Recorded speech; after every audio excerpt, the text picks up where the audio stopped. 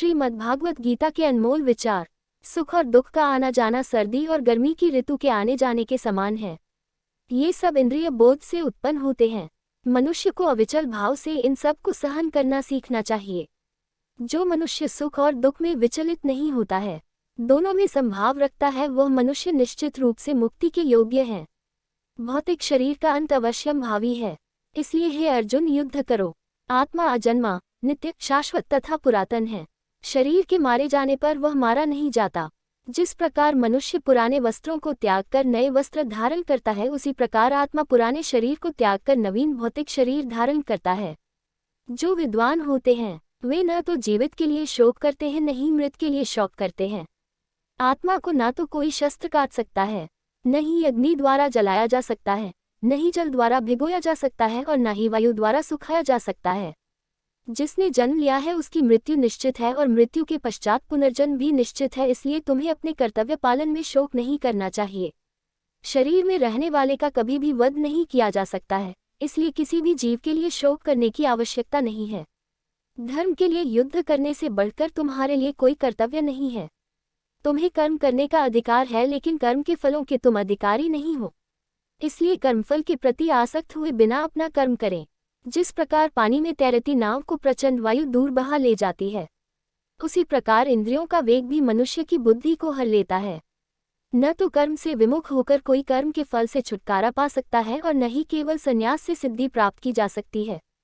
जो लोग ध्यान का दिखावा करते हैं जबकि वास्तव में वे मन में इंद्रिय भोग का चिंतन करते रहते हैं, वो सबसे बड़े धूर्त हैं।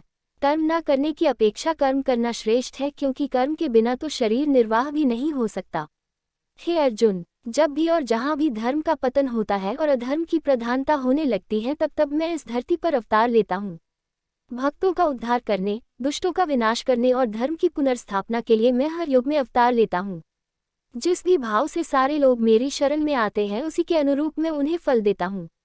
जो व्यक्ति अपने कर्म फल के प्रति अनासक्त है और जो अपने कर्तव्य का पालन करता है, वही असली सन्यासी और योगी है। मनुष्य अपने मन का इस्तेमाल अपनी प्रगति में करना चाहिए, न कि अपने को नीचे गिराने में, क्योंकि मन आपका मित्र भी बन सकता है और शत्रु भी। जिसने अपने मन को जीत लिया उसके लिए वो सर्वश्रेष्ठ मित्र बन जाएगा, लेकिन जो ऐसा नहीं कर पाया उसके लिए मन सबसे बड़ा शत्रु बन जाएगा। हे अर्जुन, जो अधिक खाता है या बहुत कम खाता है, जो अधिक सोता है या पर्याप्त नहीं सोता है, उसके योगी बनने की कोई संभावना नहीं है। मनुष्य को अपने चंचल और अस्थिर मन को वश में रखना चाहिए। वास्तविक योगी समस्त जीवों में मुझको और मुझ में समस्त जीवों को देखता है। जो मुझे सर्वत्र देखता है और सब कुछ मुझ में देखता है, उसके लिए ना मैं कभी अदृश्य होता हूँ और ना वह मेरे लिए कभी अदृश्य होता है। हे अर्जुन, शरीर त्यागते समय मनुष्य जिस जिस भाव का स्मरण करता है, वह उस भाव को निश्चित रूप से प्राप्त होता है। यदि कोई प्रेम तथा भक्ति पूर्वक मुझे पत्र, पुष्प, फल या जल प्रदान करता है तो मैं उसे स्वीकार करता हूँ। ज्ञान से श्रेष्ठ ध्यान है, ध्यान से भी श्रेष्ठ है कर्म फलों का परित्याग। जो सुख दुख में, भय तथा चिंता में संभाव रहता है, वह मुझे अत्यंत प्रिय है।